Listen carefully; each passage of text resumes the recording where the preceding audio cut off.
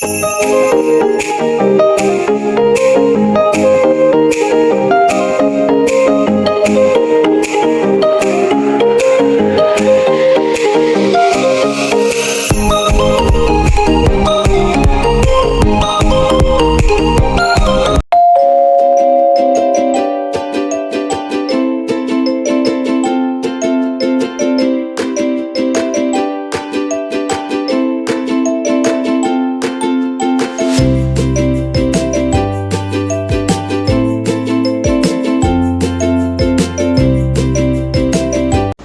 few moments later. Hello guys, happy Monday. Say happy Monday.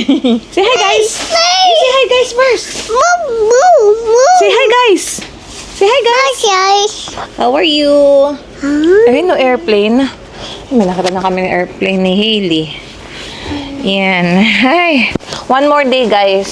Today is March 9 and tomorrow ng aking scheduled CS. Yan. Kakatatapos lang namin mag-lunch. May pupuntahan kami ni Harold. May pipick upin kami. First time ulit namin magpipick up ng breast milk kay baby. So, ayun. Samahan nyo kami later. Waiting lang ako kay Harold. Papahinga lang siya saglit. Kasi nagluto ng dalawang ulam namin. Sinigang na hipon, saka tinolang manok. Para meron din kaming mabaon tomorrow sa ospital, and may pagkain dito sa bahay. Though, meron namang room service or meron naman silang isi-serve sa patient na food. So, breakfast, lunch, and dinner. Yan. So, meron sila dong menu, guys. So, papakita ko lang sa inyo tomorrow. Masasarap ang pagkain nila sa ospital. So, ayun. Extra natin yun. Pero syempre magbabaon pa rin tayo ng sarili nating food or snacks. Kung gutumin man sa madaling araw, sa hapon or tanghali, ganyan, meron tayong food. Hindi lang natin aasahan yung food dun sa ospital. So, ayun. Nag-empake na rin ako ng gamit naming 3. Nasa kwarto yung maleta eh. So, isang maleta lang kami saka isang small duffel bag siguro. And then yung car seat, nililinis na. Mamaya isa-set up yung bassinet ni baby kasi malinis na din yung bassinet. Yung mga attachments niya. Saka, yan. Ito pa, yung diaper bag ni Hailey. Ayusin ko pa yan. Susuotin niya tomorrow. Pag binisit na niya kami after siguro mga 6 PM onwards na sila makakapag-visit kapag nasa postpartum ward na ako. Yan. Yes! Play o get the remote? Okay. Ayan. And then, prepare ko din itong mga documents na kailangan kong dalhin na galing sa ospital.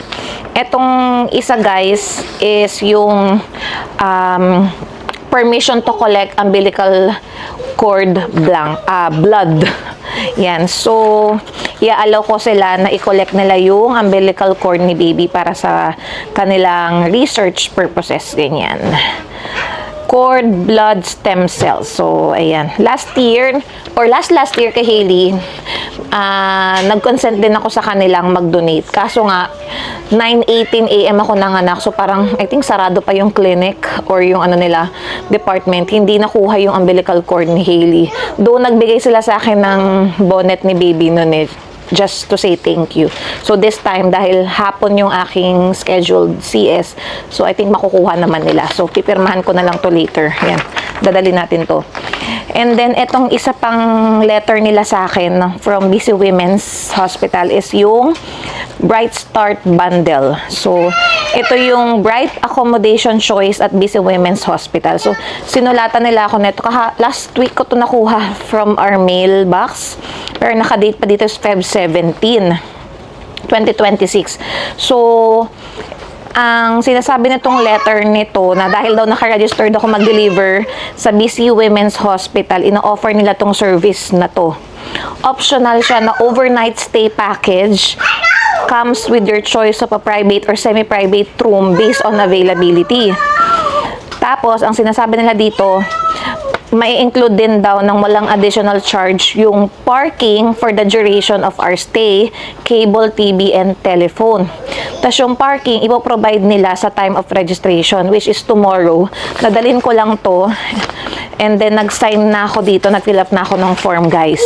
So, dahil meron kaming extended health insurance ni Harold, binigyan ko lang si Hailey ng lollipop.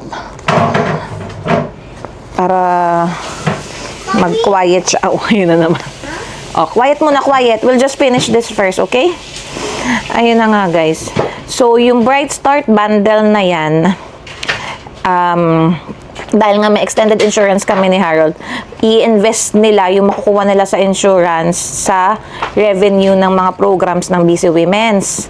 Equipments, trainings, saka, ayun, possible care to our patients and families. 2 years ago, inofferan din nila kami ng ganitong Bright Start bundle. Kaso, wala pa naman kaming sasakyan. So, nag-Uber lang naman kami papuntang ospital and nung na-discharge kami. So, ngayon, parang matitake advantage namin tong bundle na to.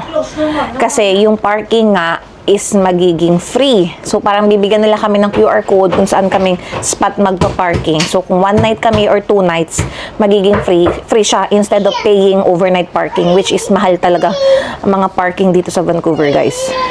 So, ayun. So, sabi nga nila, to take advantage of this opportunity, please complete the enclosed request and responsibility form and bring it with you when you are being admitted for delivery. So, ayan.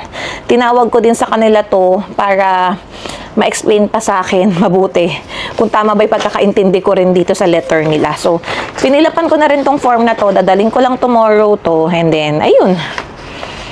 Yan. So, that's it. And then, ID, yung aking mga BC Care card and IDs dadaling ko. And then, nag-email din pala sila sa akin parang last week, Friday or Thursday, yung mga gagawin ko before the surgery, on the day of the surgery, yung aking fasting the night before. So, ayun, nasa email, guys. And then, tumawag din sa akin yung nurse from the hospital. Kino-confirm niya sa akin kung na-receive ko yung email.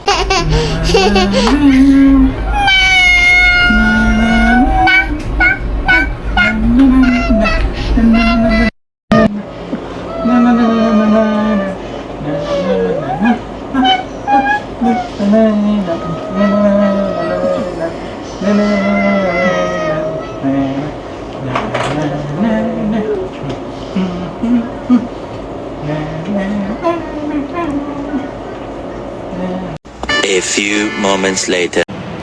Andito na ako sa parking spot namin, guys. And si Harold bumalik sa taas kasi naiwan ang cellphone. So, binigyan na niya sa akin tong aming mahiwagang cooler. Ito ang aming cooler na dinadala kapag nagpipick up kami ng breast milk ni baby.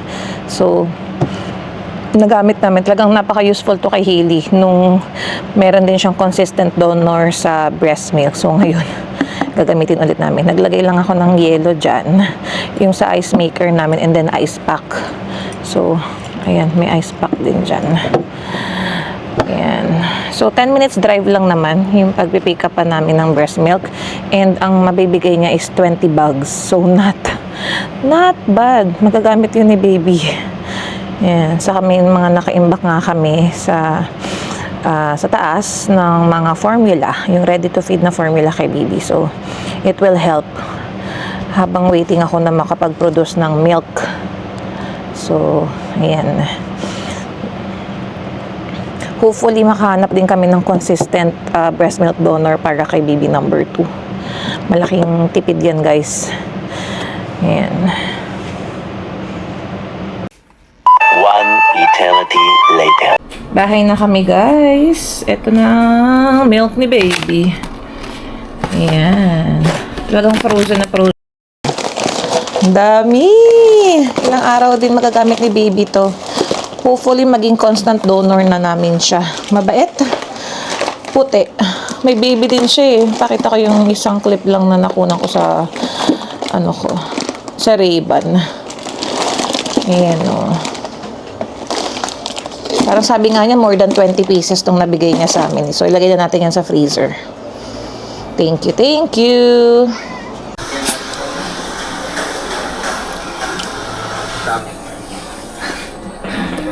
Show it. Show it to Ay!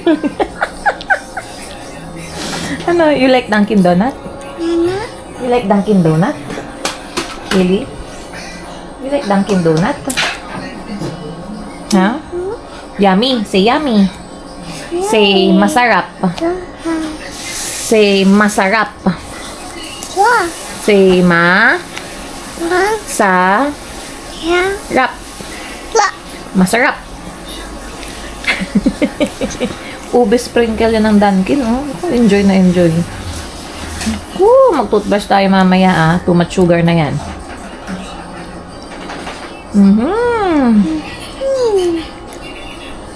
Ituloy natin guys ang vlog. Nagmimerienda lang naman kami dito. And ito pa rin ang aming kinakain, yung Dunkin' Donuts. Hailey, you have your Dunkin' Donut over there. Yung ube sprinkle mo. Tingnan mo ang amos ng mukha mo. Careful ha, when you go down. Mama. Yeah, you have over there. We have to put it in the fridge. So we can still eat this, okay? Tingnan mo. Tingnan mo yung uso mo. Ube.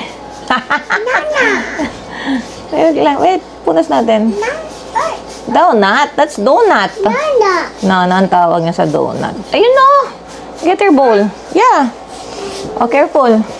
Hold Oh, hold tight. Hold tight. Okay, get it. Ayan guys. Na-impake ko na yung mga dadali namin. Hospital bag. Gamit ko. Gamit ni Harold. Gamit ni Baby. Mamaya naman yung diaper bag ni Hailey. Kasi nga kung pupunta sila sa hospital.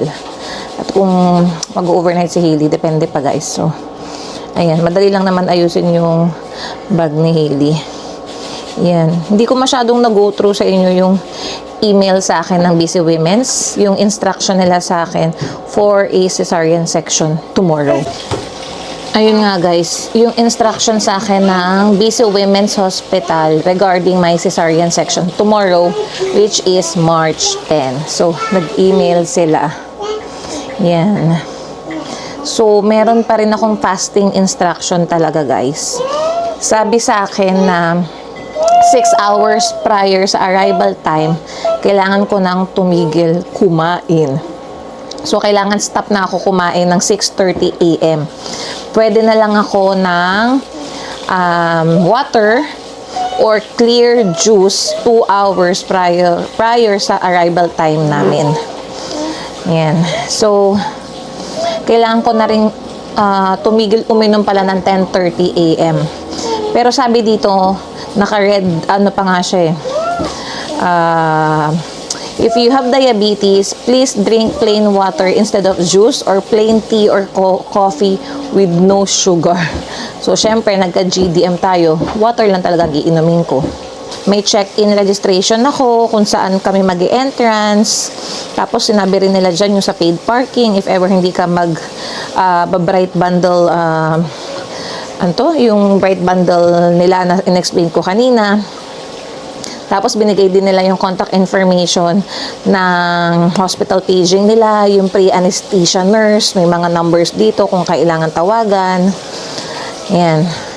Tapos, meron pa dito na, how can I prepare for surgery? Yan. Kailangan ko mag-shower tomorrow. Kailangan ko mag-shower mamayang gabi, saka tomorrow morning, which is ginagawa naman natin, guys, ng araw-araw, pag-shower, ng soap and water lang yan. So, ayan. Sabi pa nga dito, avoid shaving the surgical site for at least 3 days before surgery. Tapos, pinaparimbog na rin yung mga nail polish. Ayan. And then, what can I eat or drink before surgery? So, ni-specify nila dito, eat as you would regularly the day before surgery. So, ngayon yun. Stop eating food 6 hours before arrival time. So, ayan. You can continue to drink clear fluids up to 2 hours before arrival time. Example of clear fluids, water, juice, black coffee, plain tea. Only apple or cranberry lang daw. Do not add milk or cream to your coffee or tea. You may only add sugar to coffee or tea. Please drink 1.5 cups of clear juice 2 hours before arrival time. Yan ang sabi. Ito pa. What should I bring to my appointment? Yan, inisa-isa rin nila dito kung ano yung dadalhin ko. Picture ID, care card, busy services, driver's license, or passport. Tapos yung Bright Start bundle form, which is in-explain ko kanina.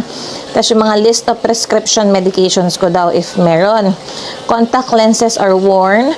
Please, if contact lenses are worn, please bring glasses. So, syempre yung glasses ang dadalhin natin dahil hindi naman tayo nagko-contact lens. If meron ka daw IUD,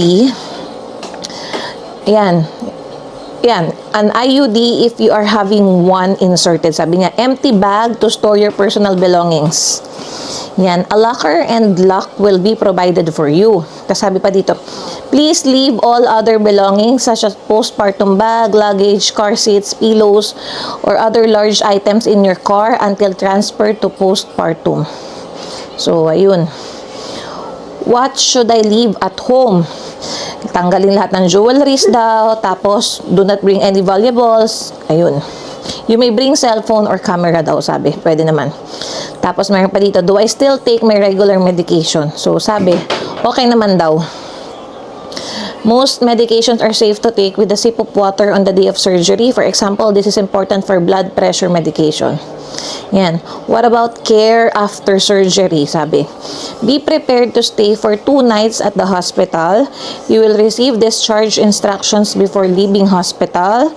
And please arrange for a car ride home and no driving. Siyempre si Harold naman magdadrive sa atin, guys. What if I don't understand English? Meron ba dito? Interpreters are available by iPad, sabi. What if I don't have childcare? Yan, meron pa yan sila dito. If you have no childcare during cesarean section, the sibling support center can watch your child up to 2 hours for potty-trained children over 3 years old. So, meron silang support center ng 8:45 ng umaga hanggang 3:15. Hindi pa naman ganun kapatid rin si Ili, so hindi siya pwede, and andyan naman si Mama. So, ayan, may contact information din silang binigay. That's it! Ready na ba si Mami tomorrow, Haley? Ready na? Are you ready to see baby Sisi? Huh? Are you ready? Are you ready? Baby? Sisi? Ayan. Dito ko naman siguro tapusin, guys, ang aking vlog. Short lang to. Pahinga, and then konting empake ng gamit ni Haley. That's it. Matutulog ng maaga. Ayan. Thank you guys for watching. Sana nakarating kayo hanggang dulo ng aming video. And if you are new to our channel, please consider subscribing. Haley, let's say bye-bye. Let's say bye-bye. Bye-bye! Wait, please like, share, and subscribe. Hope to see you guys on our next vlog. Bye!